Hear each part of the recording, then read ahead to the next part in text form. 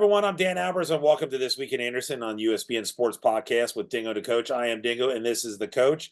And Steve, as always said, is joining me as Steve Ellis. And Steve, our next guest, Mike Shields, is one of those other great runners we had on Paul Menor last episode, and now we're getting ready to talk to Mike, and who's going to be inducted to the Hall of Fame. So we whenever we get a chance to do athletes that went to Anderson High School, but we haven't had too many of the runners, and we've had back-to-back now. And I'll tell you what, we'll get over some of these later on, some of these records that Mike has, and it's really, really incredible. And I can't wait to get listen to Mike.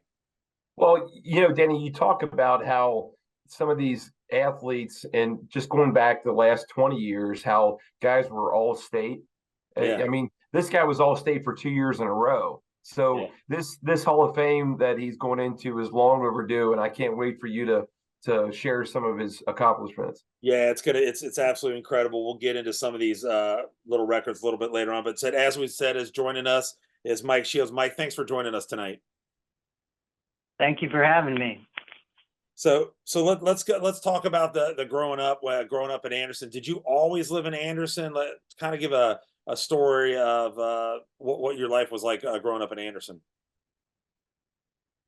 Well, we moved there when I was in the third grade. So, most of my life obviously was in Anderson. And the first school I went to was Anderson Elementary, and it's there right on Beachmont Avenue. That's no longer there. Yeah. I think it was a Kroger store, and now it's a health center, I believe. Yeah. And then they opened Maddox Elementary. And so I went there 5th and 6th grade, and then back to Anderson Junior High on Beachmont there, 7th, 8th. And our class, 1974, was the last class that had a freshman class. So it was 7th, 8th, and 9th grade. The freshmen were not, for our class, were not in the high school. Oh. So we had, separate track team for the freshmen. And then when I was a sophomore, that was the first year we moved over to Anderson High School. That's crazy. So what side of Anderson were you living on? Like, was it the Summit side, so it was, I guess, over towards Maddox, I guess? Well, if you're down off the Salem Road, it was a road called Holtz, Holz. Okay. And it's down towards Sutton in that area. And we had a good neighborhood for everyone wanted to play sports just every day, depending on what, it was baseball season or football or basketball. And so we had a good neighborhood. Yeah. Well, let's get into that, Mike. So growing up over there off Holtz, and it's hard to imagine Anderson Middle School being elementary school and a high school and all together.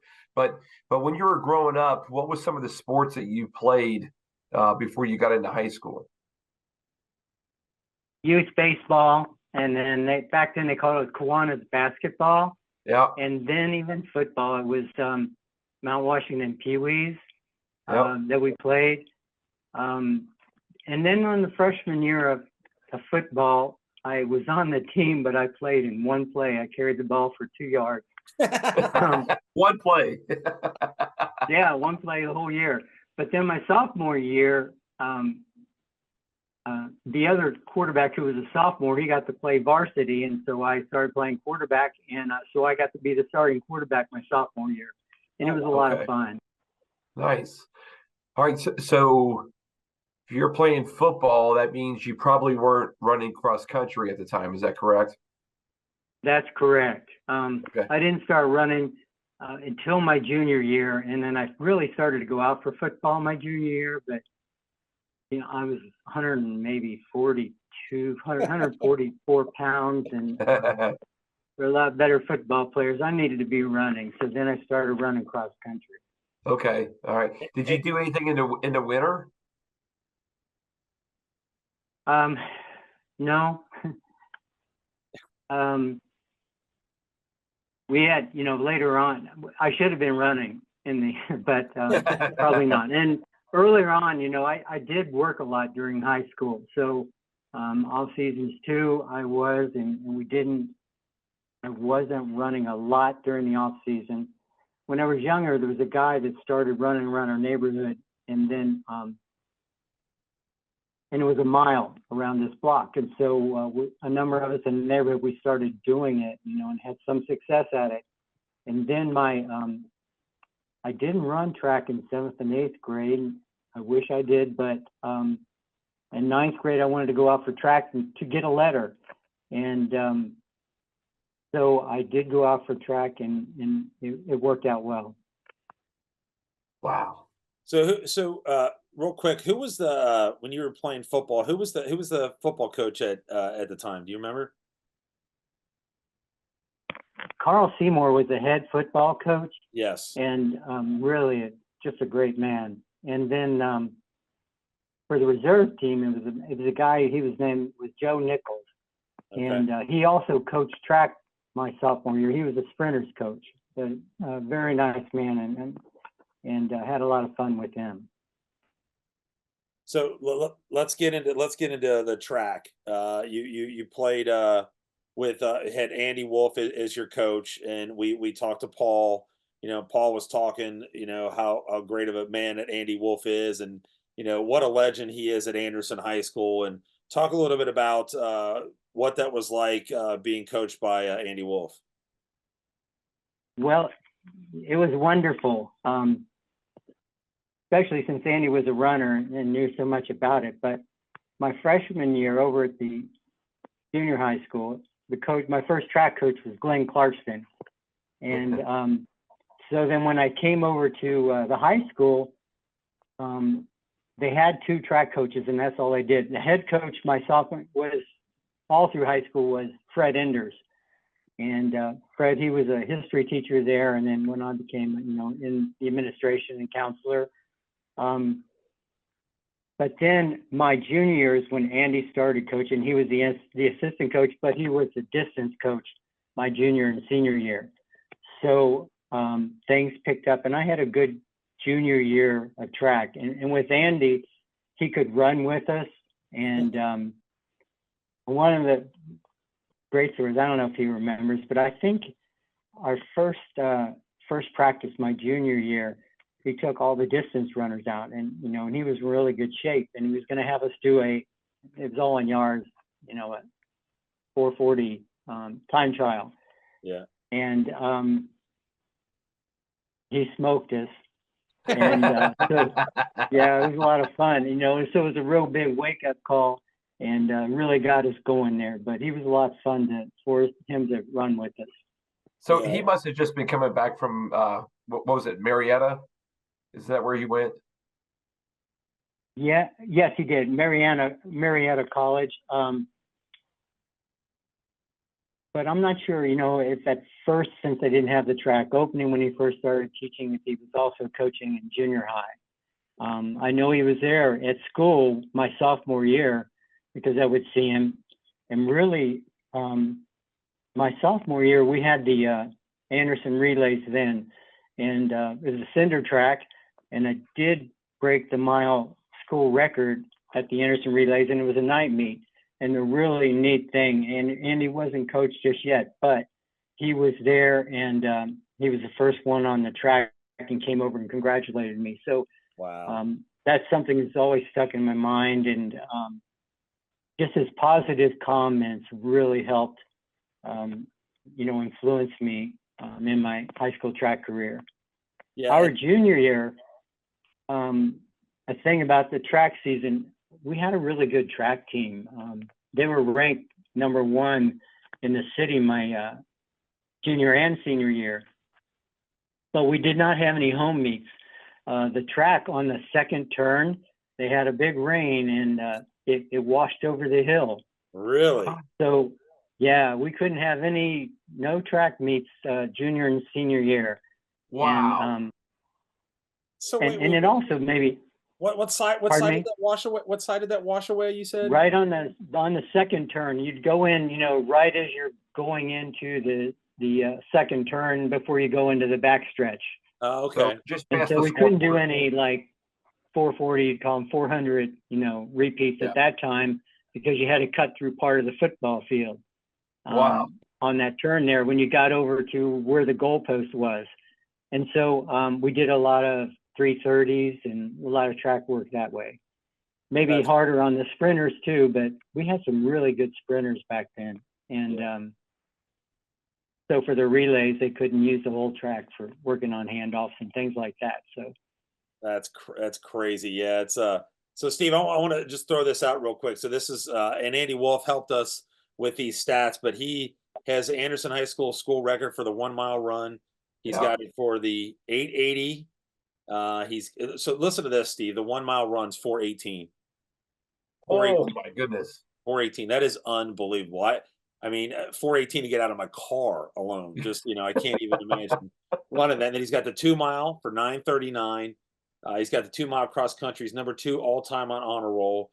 1 mile medley for Anderson record. 2 mile relay, Anderson record. Distance medley, Anderson record.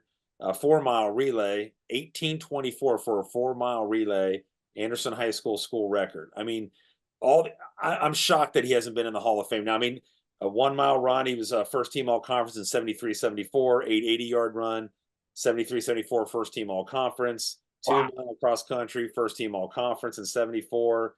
I mean, all city and 74 the mile run, 88. I mean, these stats are just, and then the all state, first team all state in 73 and 74. 1 mile 2 years run. in a row.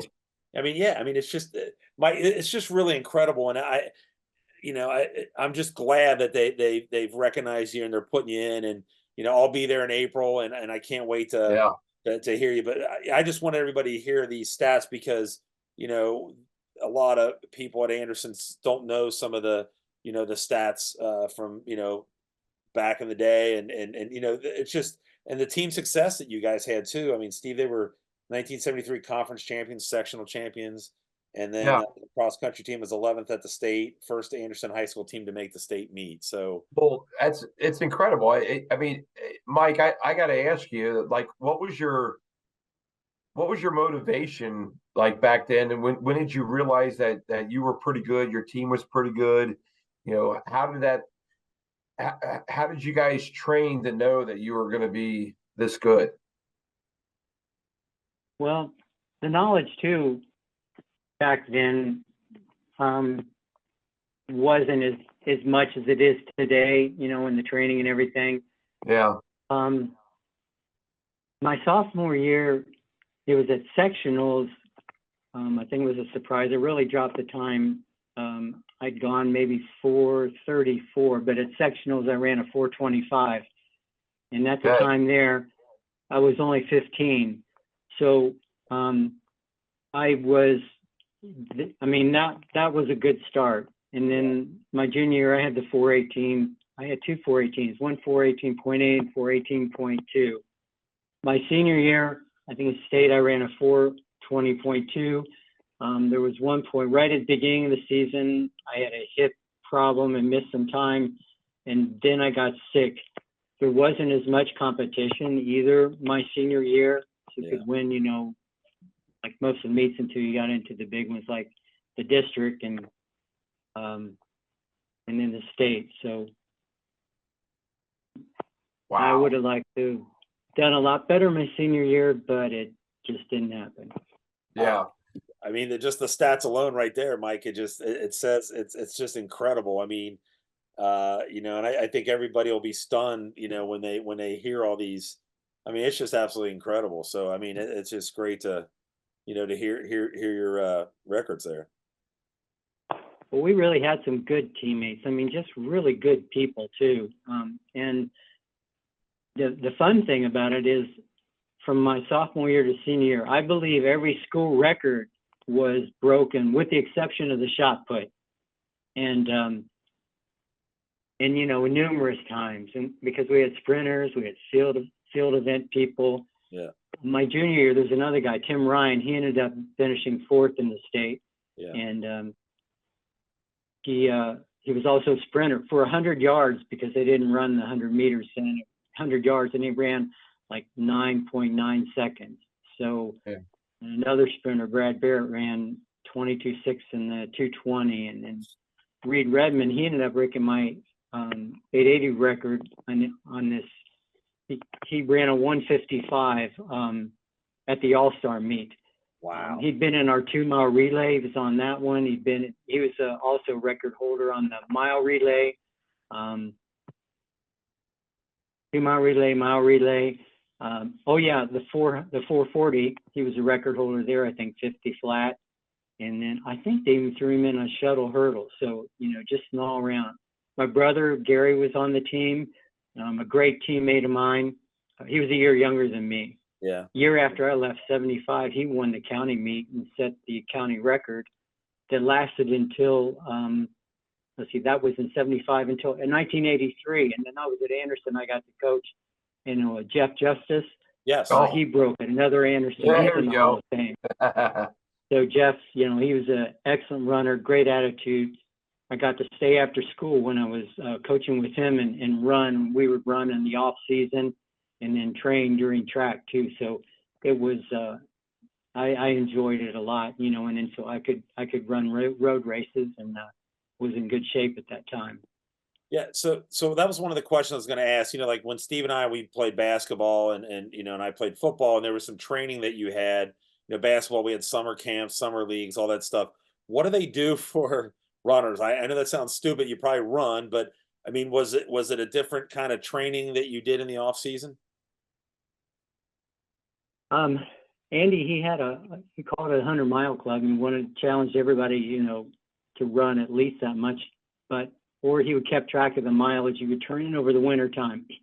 I think one person ran over 500. Jeez, me with working, I don't know. My junior year, I didn't break 100. And I shouldn't talk about that. Another one, I did break 100. I think my senior year. But then it really advanced. Like when I was coaching, we would stay. Like there's cross country, and then in the winter time, if you're not playing basketball and other sport, we'd stay after, and you're running, distance and doing hill repeats during that, and then track season comes, and then you need to do over distance and during the summer. So, I mean, to really be successful, running is year round, and yeah. I know the camps they have in the other sports, but for running now, it is year round. The better is you're going to get higher mileage, hill repeats, faster running at different times, but. So it is a year-round sport. When I went to UC, it was definitely year-round because you had cross-country, then indoor track, and then outdoor track, and then you ran all summer to train for it. Yeah, so you said I heard you say something about the hills. Does it happen to be that hill that led up to the cafeteria that we used to do that for football? Is that the hill you're talking about? Yeah, that was one. But a lot of times, right there in Cincinnati, they have that. They didn't have it when I was there, but when I was coaching over the Withrow Nature Preserve, yeah, and then also, but when I was in college too, I'd go over to Ayers Hill and run repeats on Ayers Hill. yeah, that was really good workout. Oof. And then Cincinnati has so many hills, and then there's Bennett there and Ayers Hill. yeah. You can do repeats on, but then when I moved to Indiana is flat, and so when I returned to Cincinnati, things that I didn't think were hills are really pretty big hills. So that's a real big change. Yeah. Mike, I have a question for you. Going back to your youth, because I mean, the only form of reference that Danny and I have for track is Andy Wolf. From him being there and then coaching there for so long. Do you have any idea what track was like when you were like in junior high for Anderson? Because I would venture to say that, Anderson track has been in the top 10 for 50 years because of Andy Wolf. But I mean, do you remember what it was like before you got up to high school? Yeah, it's very interesting just because I remember there was a guy that was running the mile. He was a 10th grade. My sophomore year, no, forgive me. My freshman year at the Anderson Junior High, the school record was like 503.7. And so that was in the 9th grade. Yeah. So the first meet, I think I ran 4:51, and then I ended up running a 4:42.8, I believe, at the county meet for my fastest one. But then when we went to the high school, it wasn't that big because when we got uniforms, we had the track uniform like when you would run in the race, but they were older uniforms, and then they didn't have enough sweats for everybody. So I remember, like, I would run the old cotton sweats, like Rocky, those type of sweats. But that's where they were. And some of the Andersons, they might have been black, cotton sweats, and that's how it was. But then our junior year, Fred and Andy, they got us brand new uniforms, and they were and we had a really good team. So it was really coming on. There was a discus thrower my sophomore year, Tom Scrubbum, I believe. I'm not sure if he still has the record, but anyway, he finished second in the state that year in the discus. He was the only one that went to state that year. So it wasn't really strong, but then our class came on, and they had a lot of really good track people. Yeah. I think a lot of that really started with, breaking so many of the records, every record except shot put.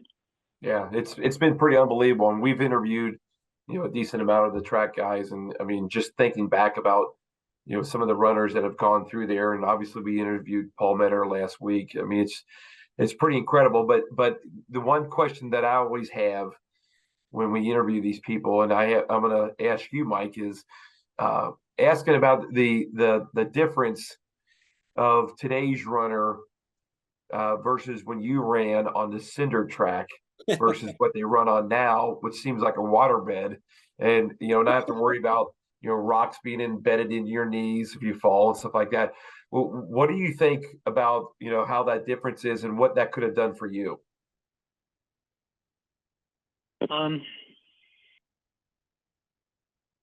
At the time, sometimes I didn't mind training on cinders because it seemed like it was, it was harder. And so it would be an advantage. And then when you got onto the all-weather tracks, it made it seem easier when we raced. My freshman year, all the track meets were on cinder tracks. In my sophomore year, we would have some on all-weather. Okay. And favorite places were like, I don't know if they have it anymore. It was called Lachlan Night Relays. And okay. It was in a stadium, an all-weather track, and it was a fast track. So that was my favorite at the time. The Princeton had a track. So we would get to some tracks that we looked forward to the all-weather tracks. They didn't have the surface that they have today, like they do at Anderson. And I think that they're just beautiful. Yeah. You never know, but it would have been really nice to run on something like that. You said cinders in a knee. My freshman year, I think it was a gym class, and I decided to try to go over a hurdle. And I wiped out on it. And to this day, I still have some cinders in my knee. So it's from Anderson track. I think Paul said the same thing too. Well, he was a hurdler, so we had to go over a lot of times. Yeah. Well, let me ask you about after high school, because obviously Danny went through your great accomplishments you had in high school, state records and all that. So what was the process like after high school, and where did you go, and what did you end up doing? I went to the University of Cincinnati, so I stayed home, but I lived on campus. And, Fred and Andy, they talked to the UC coach at that time. His name was Bill Clare. He was only there my freshman year, but we got an on-campus apartment. I was rooming with a Princeton High School runner who had a lot of success. He was a year older than me, and it was a big adjustment because college, at the time we only ran 2 miles in high school for cross country, and there you would either run 5 miles or else 10,000 meters. And I hadn't put in the distance, especially my freshman year. So my freshman year I ran a 13.1 mile. And, so I thought maybe it was off to a good start. My sophomore year struggled in cross country still again. And then between my sophomore and Oh, we got a new coach, but he was a sprinter coach, and really nice guy, but didn't know a thing about distance. He was very young. So problem there was making up and asking other people around, what are you doing for workouts? So it was a real learning experience the hard way. I know my sophomore year they changed it. We really didn't run the mile anymore. It was 1,500 meters because the Olympic events, I think it's about 119 yards short of a mile. So I ran, I think, 3:52 my sophomore year. So maybe 18 seconds you add to that. So in the 4:10 area. Wow. And then junior year, I put in a lot of mileage over the summertime for cross country. And cross country meet was in St. Louis. And I had a really good day, and I won that race by about 10 seconds. It was a 5-mile cross country race. And so that was back then it was called the Metro Championship. So it was UC's conference at the time. Yeah.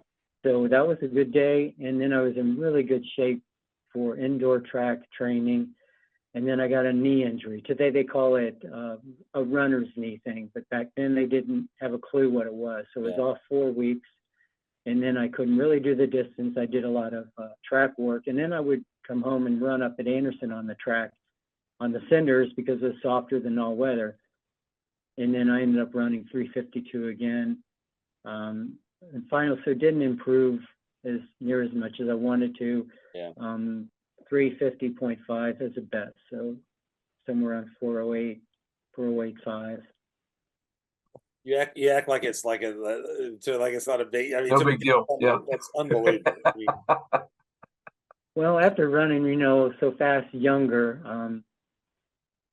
I guess what I did know, I'm thankful it got my education. I did get a 4-year scholarship. oh, wow. UC, they treated me well, and Good for you. I got to see a lot of places, a lot of different, a lot of big meets back then, and a lot of well-known runners at the time. So it was a great experience, and I graduated in 4 years, and after that, then I got my teaching job at Turpin High School.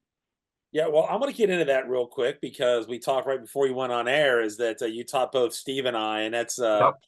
I wanted to make sure first because I when when we found out about the Hall of Fame and they were saying and they said your name, I was like I am almost positive that you taught us in school. So it's comes kind did. of full circle here that we're talking to our teacher here. That I think you taught me in what was he taught me how to balance a checkbook, I think, or Yep. something. I think it might have what something like that. I think. Oh,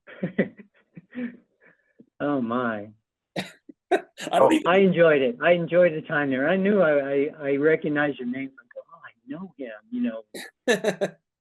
It's just crazy. And balance a checkbook now. I don't know if kids understand what balancing a checkbook is. Yeah. I don't He think taught they. us about stocks and like we were playing like these we would pick some stocks as for fun. And I wish I would have done it back then because I think I picked P&G back then. So I'd be retired by now. So, Mike, let's get into the big thing coming up here in April. Just what an honor you're going to have here in April. You're going to be elected into the Anderson High School Hall of Fame, and just talk a little bit about what that means to you, and then talk about the phone call or how you found out about going to the Hall of Fame. Well, it's a wonderful honor, and I know with Andy's support and through the years, his history with track and field, and I'm sure he's on the committee for to get elected, and it's gratitude. I really appreciate it very much, and I think Anderson High School, and then it brings back memories. I mean, it's only been a half century, but this year, it'll be 50 years since I graduated. Crazy. Which is hard to believe, but a lot of fine teachers at Anderson High School. And I was surrounded by great coaches. It was Fred Enders, Andy Wolf, and then Glenn Clarkston. He was so friendly. All of them treated me so well. So I'm really honored. It was back in high school at that time that I got to go. I mean, Andy invited me over for dinner. Glenn had me over to their house for dinner, and then Freddie had me over to his house for dinner a lot, even when I went to UC. And then Fred and Andy, they came to some track meets. I remember another time, when we had a home meet, they would be there cross country, and then also another time they traveled to Louisville. It's called Mason-Dixon Games. Yeah. So the support through them, just to be surrounded by so many wonderful people, and then to get this honor really means a lot. I'm just very grateful. Yeah. Well, How did you find out, Mike? Did you get a phone call, or did something? How did you find out? Frank Bandy called me and informed me of it, and so it was a very pleasant surprise, and it was just wonderful. Yeah, that is great, and I again, I'll be there, so it'll be neat to see you in person, and then get to hear that speech. So it's gonna be a great night. It's a lot of fun. Well, thank you very much. Yeah. So you're actually going in with another runner, Paul Mentor, who we just interviewed actually last week on the podcast. And do you remember Paul? Did you coach Paul back in the day?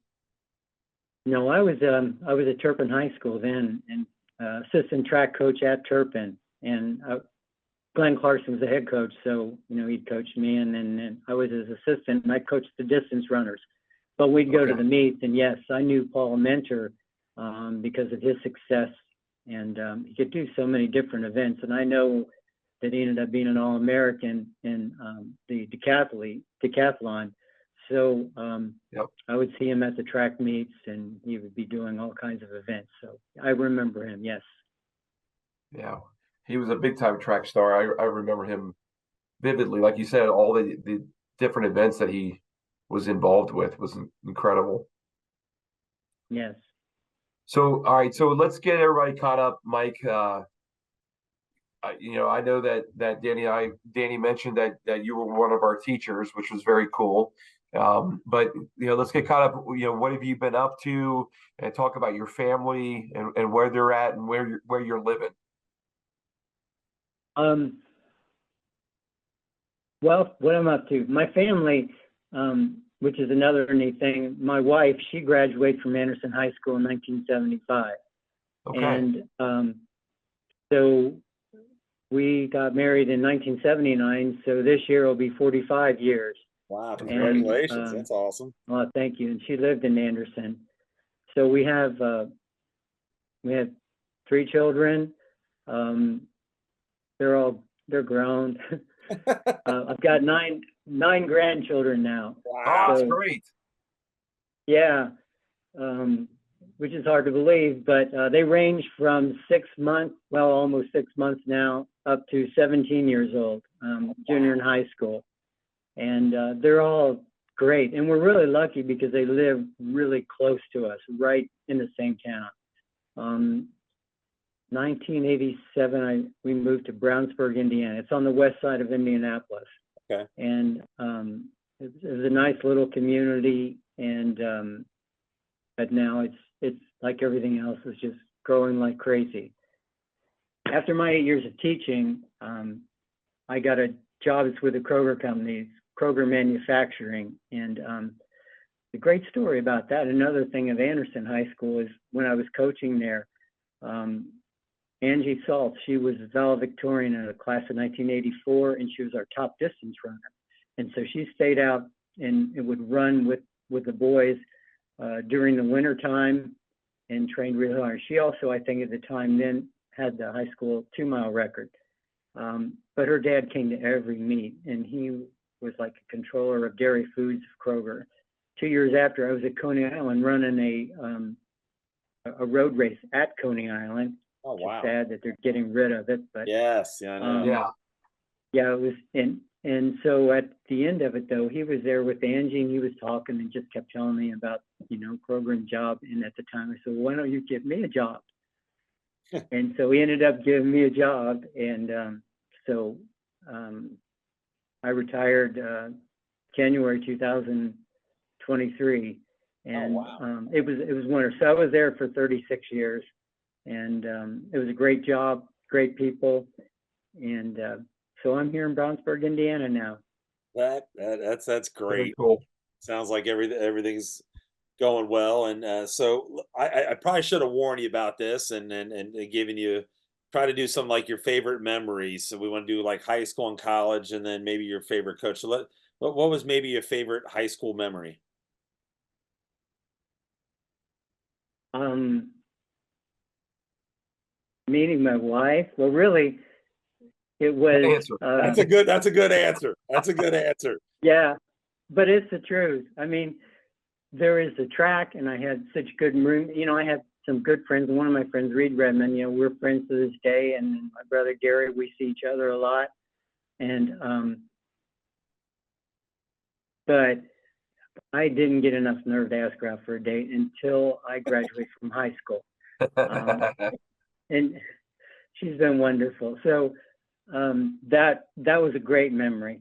And track meets, I have a few track, you know, memories that in some of the races, like people, whatever sport they're in, you know, you have great memories from them, and probably usually some of the best races. And I know my junior year was at the Princeton Relays. The first time ran 4:18.8, and it was a big win against this guy who I think he was third in cross country. He was a year older than me.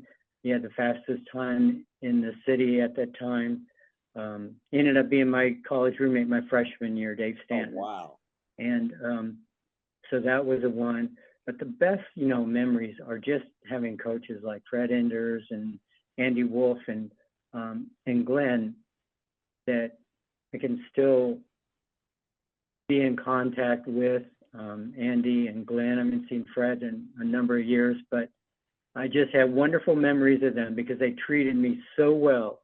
You had any problems, you could go to them, and I was surrounded by some other great people, and I had some really nice teachers that I remember very well. So those good experiences just stay with you, I think, you know, forever. Yeah, and I think that just speaks the volume. Just like Steve and I have been friends for since high school or even middle school, and it just talks about the community pretty much. I mean, in a nutshell, with everything that you've talked about, and everybody that we've had on, they all talk about their teammates, their coaches, the community, and it really says a lot of things. And it says it proves it right there with what you had to say about having Andy and some of your coaches, because I know they've had a huge impact in Anderson, and Andy is just a legend there in Anderson. Oh, I sure did. Even at UC, you know, I could call Andy for some advice about, you know, trying to see am I doing the right things and like that. So Andy just loves track. I mean, I think he loves track more than anybody. And I mean, it proves that, you know, as long as he did it, and he just loves that. But in working with people, and when you're around him, the wonderful stories, you know, and through his life, he's lived those stories. Oh yeah. I can remember Andy. He was so young. I know you've seen him older there, but when he was young, and we were out running one day, and he was looking forward to turning 25 years old so that his car insurance would go down. Oh, that's cool. I had him in history class. And you know, and so I got to learn all kinds of things on Andy. I know he was one of the original signers on the Declaration of Independence. So I learned a lot in history. Oh, that's great. Hey, Mike, I want to tell you before we get off here that I know that your teaching in Forest Hills wasn't that long of a time, and you had a great career at Kroger's, but there's a Facebook page out there that somebody started years ago, and talking about like who their favorite teachers are and funny stories, stuff like that. And your name has been brought up numerous times on there as been one of the favorite teachers. Oh, that is so nice for you to tell me. I don't have Facebook. Yeah. So, Well, no, I just want to make sure you knew that. I don't know if you did or not, but it's really cool because I always, scan through that, and people, they'll bring up teachers' names, and oh yeah, I remember Miss Arnold, or different teachers along the way, and your name has been brought up. I remember seeing that vividly. Oh, it's very kind of you to tell me. But no, I didn't know. Well, yeah, I think you might have been felt sorry for me and Danny, because that might have been the best grades we ever got was your class.